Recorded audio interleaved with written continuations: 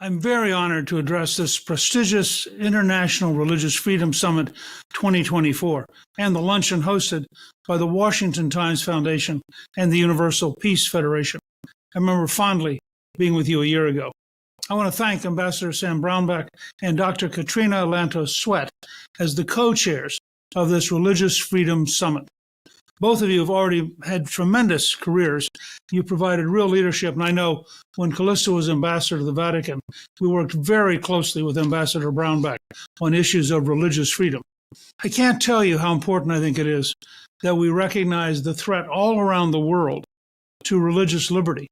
As we see people killed in places in Africa, in India, as we see repression in China. But particularly today, this particular luncheon, helping Japan overcome its religious freedom crisis, is very timely and very important. I've been working a great deal on the issue of what's happening in Japan, and it's really very shocking and very surprising.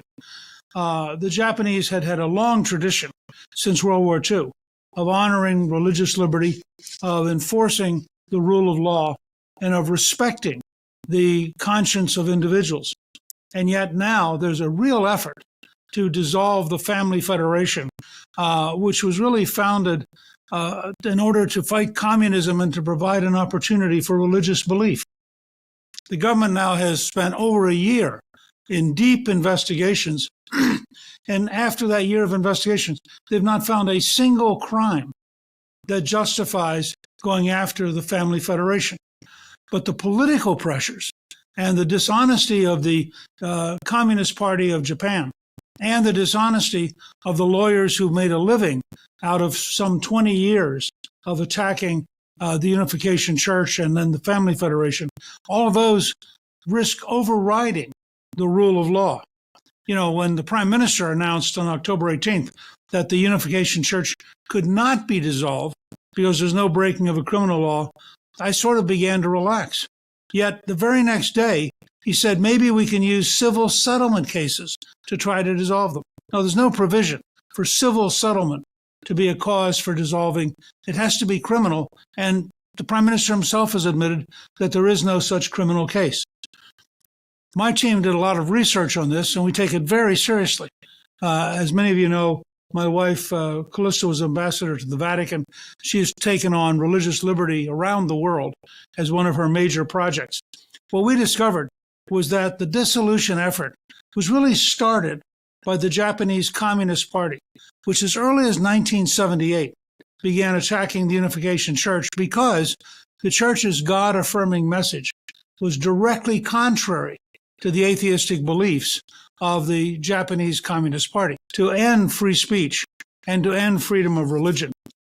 Unfortunately, some elements of the media have joined in and at times have been, I think, very, very biased, something we also understand here in the United States. But there was a brilliant article in Real Clear Politics that Ambassador Suzanne Johnson Cook and Dr. Katrina Lantos-Sweat wrote that explained that this is a very alarming moment for all of us who believe in religious liberty, because Japan is one of our greatest allies. It's been a bulwark in the Far East of standing for freedom, for the rule of law, and for constitutional behavior. And that's why I think so many of us are now engaged in real concern for the future of Japan. And everything that Callista and I have done, working with the Family Federation and its various associates, working with the Universal Peace Federation, and working with the Washington Times, have been aimed at promoting the value of faith for all communities. I've been astonished to be in meetings where literally people from over 100 countries, representing virtually every religion on the planet, come together peacefully to share their mutual right to approach God on their own terms. I believe this is central to the whole cause of freedom.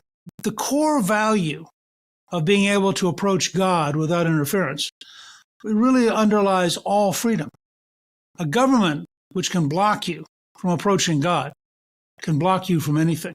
I'm calling on Ambassador Rashad Hussain, the IRF ambassador at large, to continue the good attention he's already given this issue, to alert Secretary of State Antony Blinken, and to shine a very bright light on Japan.